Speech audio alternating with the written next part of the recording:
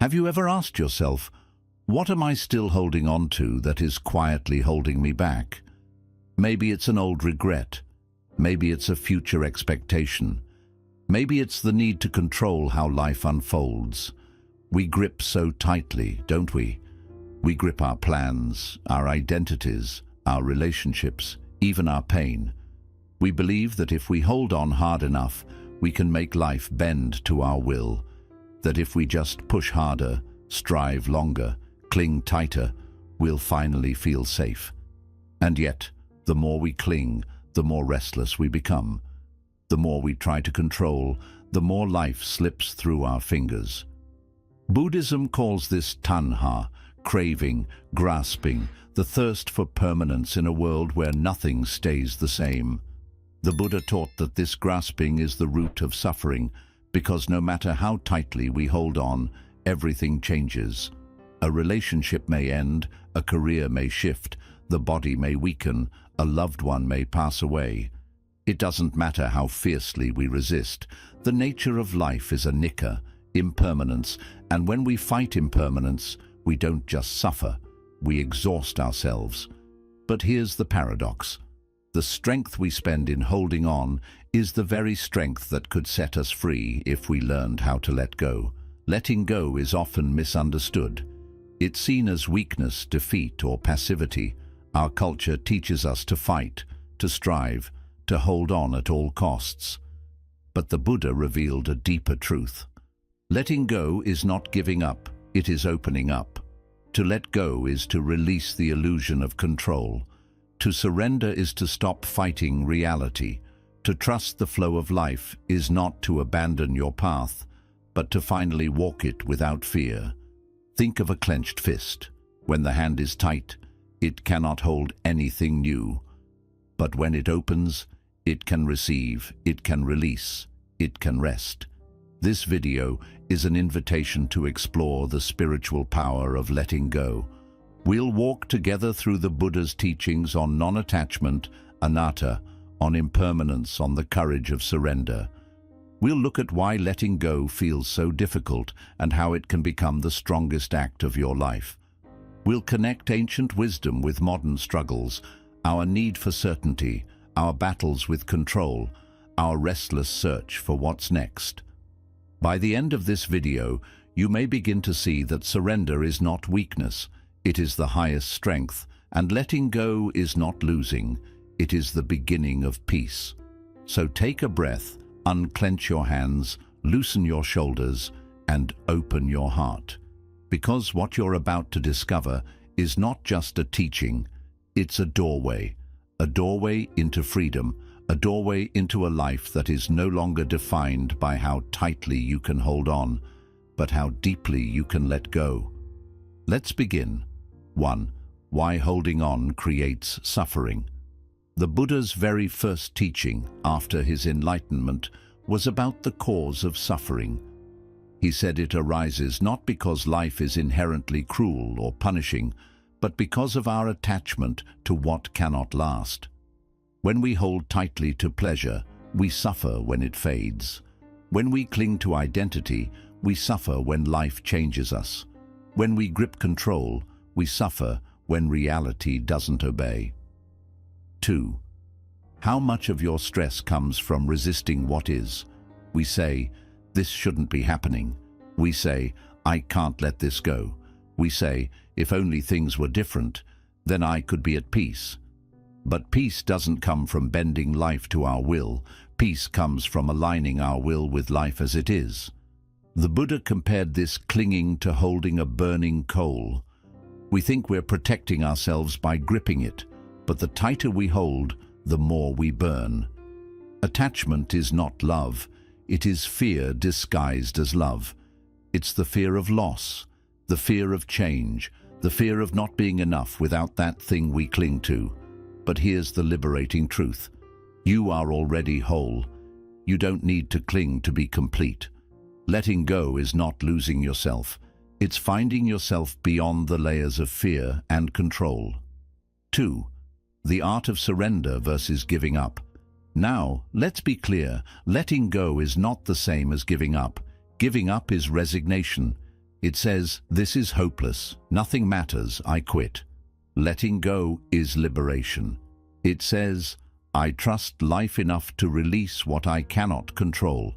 One comes from despair, the other comes from wisdom. In Buddhism, this wisdom is called upekkha, equanimity, the calm acceptance of what is without clinging and without aversion. It's not indifference, it's not apathy. It's a steady heart in the middle of life's storms. The river doesn't stop flowing when it meets a rock. It surrenders not by giving up, but by moving around, by finding another path. And in that surrender, the river remains strong. So when we let go, we are not abandoning our lives, we are learning to move with them. This is why surrender is the strongest act, because it takes far more courage to release control than to tighten it. It takes deeper trust to float than to cling. Think of the lotus flower, a symbol so sacred in Buddhism. It doesn't force its bloom. It surrenders to the mud, the water, the sunlight. And in that surrender, it unfolds in its own perfect timing. So too with us. When we surrender, we don't shrink, we blossom. 3. Every day, letting go. Now you may be asking, how do I actually let go? Letting go isn't something we do once, it's a daily practice. 1,000 small releases that add up to freedom. Here are some simple ways. Letting go of outcomes. Do your best in your work, your relationships, your goals, but release the grip on how it must turn out. When you cling to outcomes, you miss the present moment. When you trust the process, you find peace in the now, letting go of stories. Our minds replay the past and project the future. We hold on to grudges, regrets, and what-ifs. But ask yourself, is this story serving me, or is it keeping me stuck? Sometimes peace begins the moment we stop telling ourselves the same old story. Letting go of control. Control is an illusion.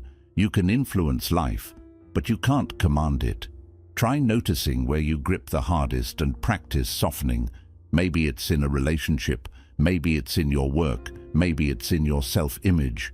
Wherever it is, breathe into the tension and allow it to loosen, letting go of comparison.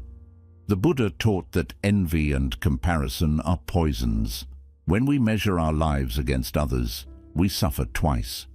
Once from our own dissatisfaction, and once from forgetting our own unique path. Letting go here means trusting your timing, your journey, your unfolding. One of the most powerful practices in Buddhism is metta, loving kindness. It's a gentle release. Instead of holding on with fear, we soften with love. We wish ourselves and others well, even when we cannot control how things go. So letting go is not cold detachment. It's warm openness. It's saying, I don't have to grip you, life. I can hold you with love and release you with love too. When you practice these small acts of letting go, you'll notice something extraordinary. Your shoulders feel lighter. Your breath feels deeper. Your mind feels freer because you've stopped carrying what was never yours to carry. So far, we've seen why holding on creates suffering, how surrender is different from giving up, and how letting go can be woven into the fabric of daily life. But this is just the beginning, because letting go is not only about what we release, it's also about what we receive. When we let go of grasping, we make space for wisdom, for compassion, for peace. In the next part, we'll go deeper into this mystery. We'll explore how impermanence teaches us freedom, why our deepest growth happens in the empty spaces, and how letting go becomes the ultimate act of love for ourselves and for the world. So take another breath. Notice the tension you're holding right now, and just for this moment, see if you can let it go.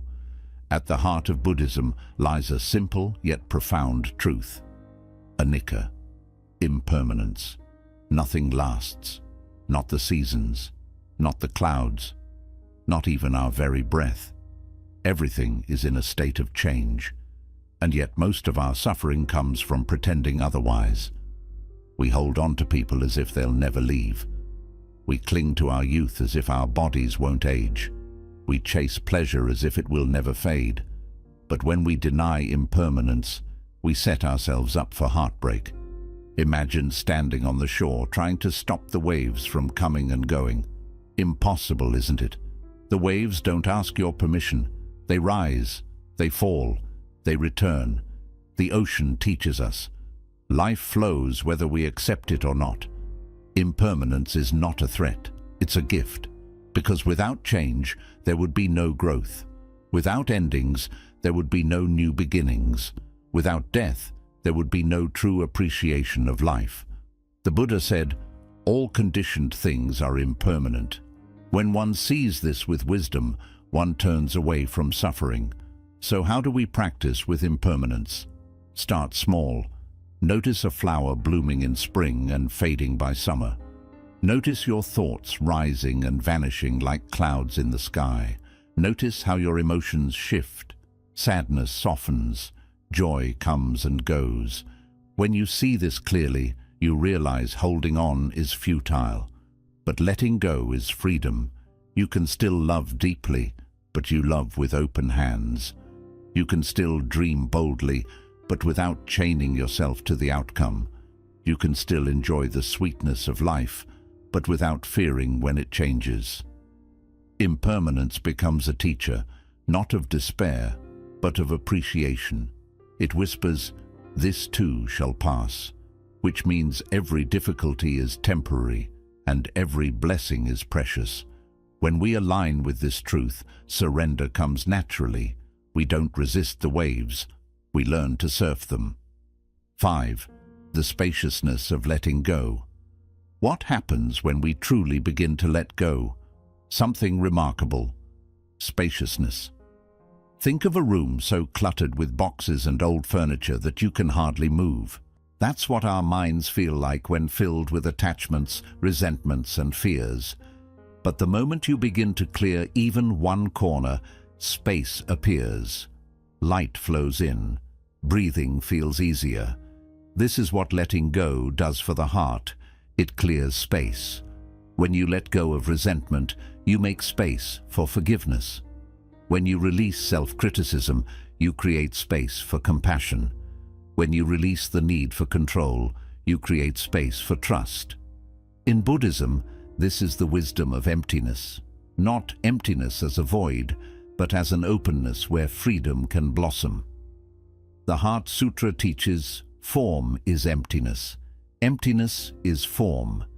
This means that when we loosen our grip on form, we uncover the spaciousness that allows life to move freely through us.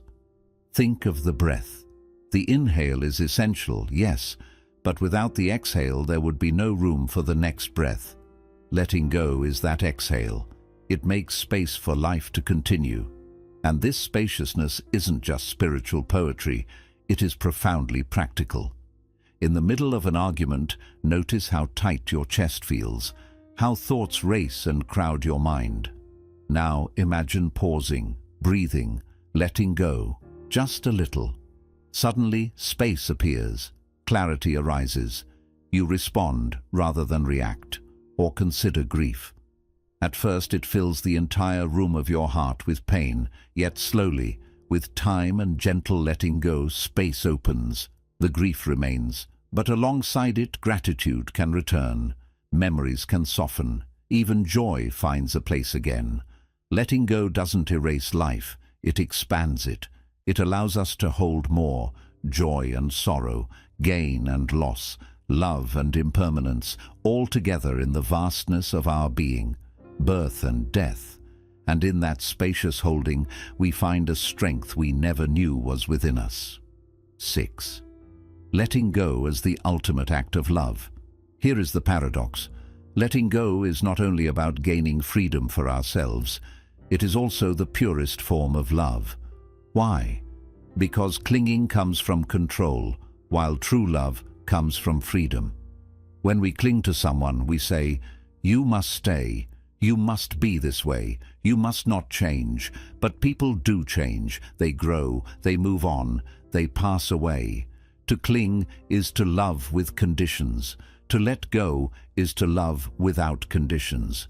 The Buddha taught metta, loving kindness, as a limitless practice. Just as a mother would protect her only child at the risk of her own life, even so, let one cultivate a limitless heart toward all beings. Notice the word limitless. Real love carries no chains. It moves freely. Think of the sun. It doesn't shine only when someone deserves it. It shines because shining is its nature. In the same way, love, when freed from clinging, becomes like sunlight, bright, unconditional, steady. So, letting go is not leaving people behind. It is loving them enough to let them be who they truly are, not who we wish them to be. It also means loving ourselves enough not to remain stuck in old hurts, regrets, or false images of who we think we are. This is why surrender holds such great power. It doesn't make love smaller. It makes it grow. It allows love to move beyond the little self and become universal. When you practice this kind of letting go, you'll feel your compassion deepen, your relationships soften, and your heart grow stronger. You'll see that letting go is not the loss of love. It is the doorway into its fullest form. 7. Living the path of surrender. So how do we live surrender, not just as a thought, but as a way of life? It starts with practice. Meditation. Sit in stillness. Notice your breath. Watch thoughts appear and pass without clinging. Every exhale is a small lesson in letting go. Mindfulness in daily life. When frustration comes, whether in traffic, delays, or arguments, notice your resistance. Then, with one mindful breath, loosen your hold. Gratitude. Each night, reflect on impermanence. What moments, no matter how small, blessed you today? By seeing them, you honor their fleeting beauty. Compassion. Practice letting go not only for yourself, but for the sake of others. Release harsh judgments. Release the urge to always be right. Choose kindness instead of control. Surrender is not a single act. It is a rhythm. Like the tide, it rises, it falls, and it returns again. Some days it will come easily. Other days it may feel impossible. But every time you return to it, your heart grows stronger, and slowly, life begins to change. The storms may still come, but they no longer sink you. The losses may still hurt, but they no longer break you. The changes may still arrive, but they no longer scare you, because you have found the strength in letting go. And here we are. We began with the question, what if the greatest act is not holding on, but letting go? And together, we've seen why. We've seen how clinging brings suffering, and how surrender brings peace. We've seen impermanence as a teacher, spaciousness as a gift, and letting go as the highest act of love. This is the paradox of the spiritual path. In doing so, we shape a calm and peaceful mind that leads us toward happiness. The path of self-discipline is a lifelong journey. The Buddha encouraged us, saying, "Each morning we are born again. What we do today is what matters most." Every day brings a new chance to practice sila, to live with moral integrity, and to act with kindness and awareness. Through this practice, we not only create our own happiness, but also add to the happiness of others. These 9 teachings give us a meaningful roadmap to true happiness, guiding us toward peace, contentment, and a deeper sense of fulfillment. By releasing attachment to desires, living fully in the present, speaking kindly, and embracing gratitude, we begin to uncover the joy that has always been within us. Practicing simplicity and compassion allows us to connect with others and with ourselves in a deeper way, while walking the middle path brings balance and harmony into our lives. Through daily meditation and self-discipline, we quiet the mind, strengthen the heart, and create room for lasting peace. By living these teachings, we move closer to the happiness that is our true nature, and we begin to live with clarity, wisdom, and love. May these practices bring you true and lasting joy. If you found this video meaningful, please subscribe for more insights on Buddhist wisdom and living a calm, fulfilling life. Wishing you peace and joy on your journey ahead. The less we hold on, the more life opens. The less we control, the freer we become. The less we cling, the more deeply we love. So I leave you with this thought. What is one thing, just one, that you can release today? A worry, a regret, a judgment, a need to control. Exhale it, let it go, and feel the space that opens within you. If this message touched your heart, subscribe, share it with someone who may need it, and keep walking this path of surrender with us. Until next time, may you find peace in every breath and strength in every release.